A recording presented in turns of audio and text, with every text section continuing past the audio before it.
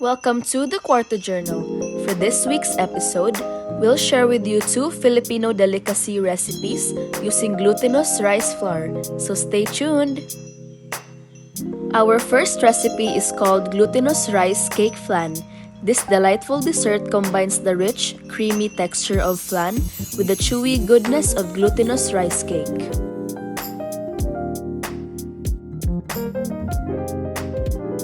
For the first step, you have to heat the mold on top of the stove to caramelize the sugar and water till it's golden brown. Avoid burning it as it will taste bitter.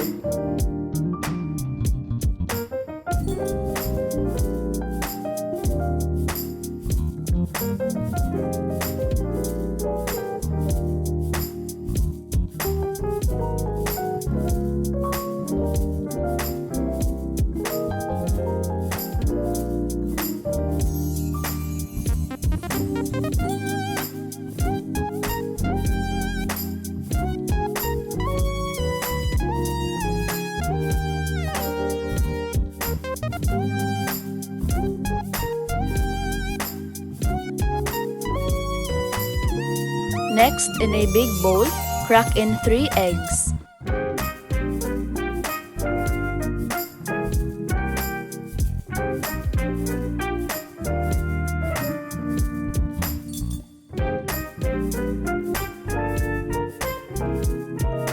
Then add 1 can of condensed milk.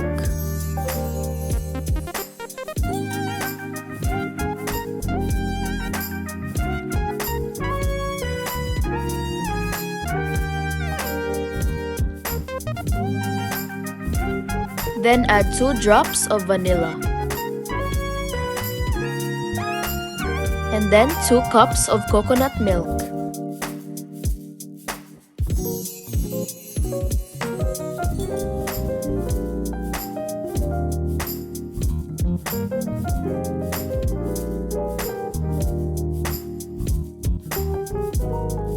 Also add 1/4 teaspoon of salt.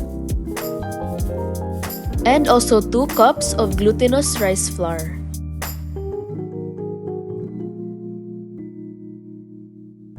Mix all of the ingredients until well combined and smooth.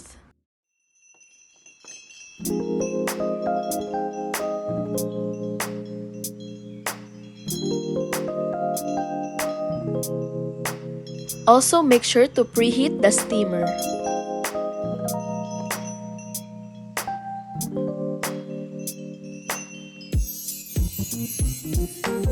Run through the mixture into a sieve to make it smoother and creamier, and pour the mixture into the molds.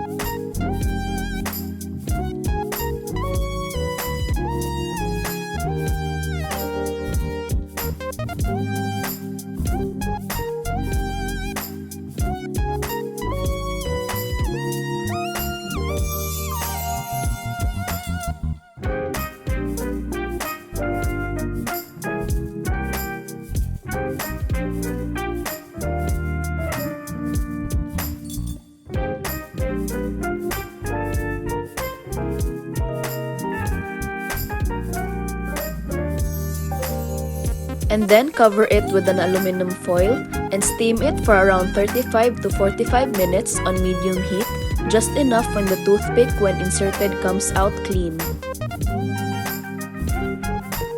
You can also do it in ube flavor.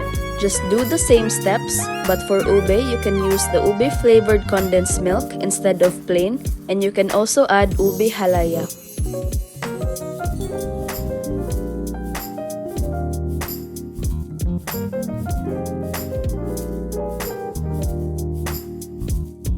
So after 35 to 45 minutes of cooking, You can check it using a toothpick. If it comes out clean, then it's good to go. Cool it down a bit before removing it out of the mold to a serving plate.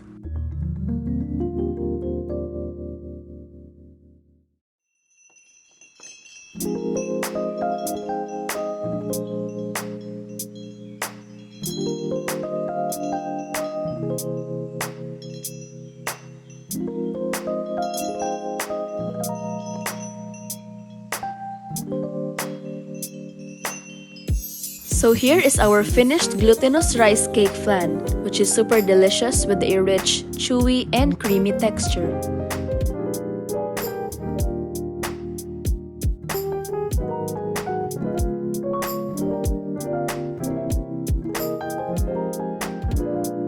The second recipe we're going to share is called Budbud Moron, also known as elongated rice cake. This traditional delicacy is made with glutinous rice flour, cocoa, and coconut milk, resulting in a flavorful and satisfying snack.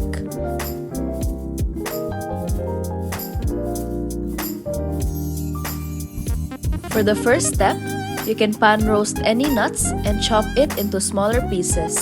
In this case, we used pistachio.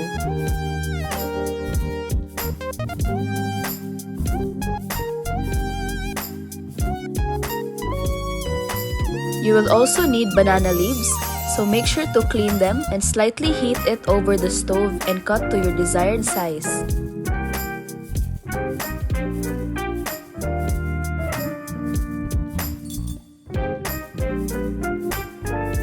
So first, let us make the plain flavor.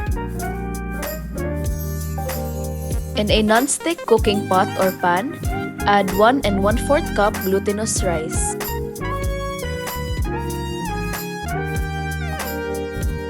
Then add 3/4 cup of rice flour. Then add 1/3 cup of condensed milk.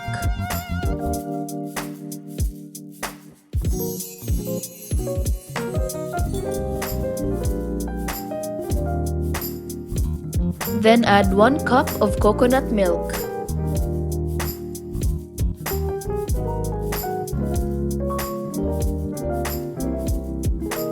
And then just mix all the ingredients until it's well combined and smooth.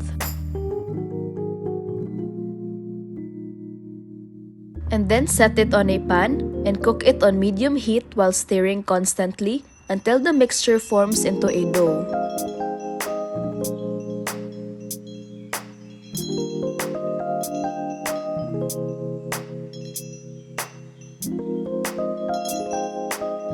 Set it aside and let it cool down.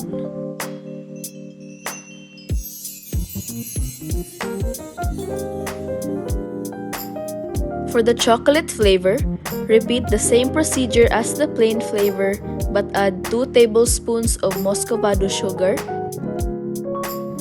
as well as 1/3 cup of cocoa powder.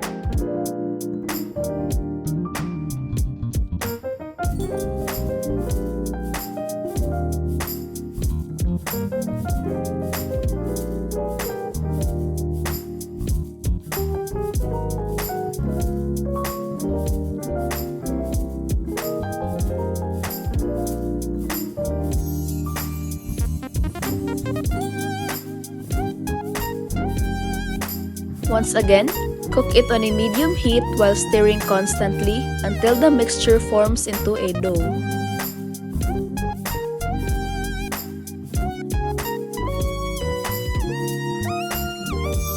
Also set it aside to cool down. So after a few minutes, we can finally assemble.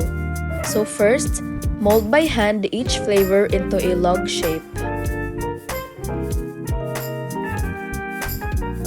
Place each flavor side by side on top of the banana leaf. Then sprinkle chopped nuts on top. Then twist to form a 2-colored log. Cover it with banana leaves and tie securely each ends with kitchen string.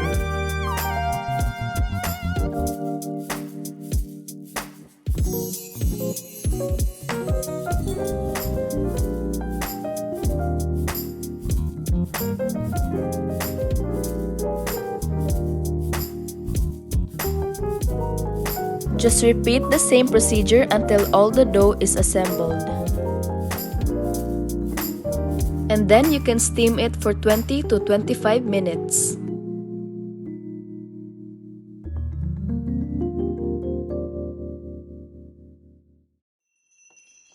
When it's done, you can finally serve it on a plate.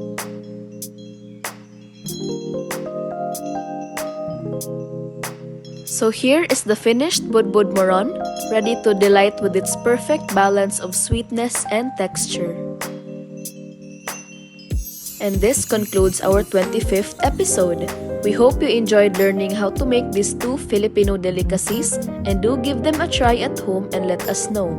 Please support our channel by liking this video and subscribing down below. We will post more fun videos about our family, lifestyle, food, and travel. See you on the next episode. Bye!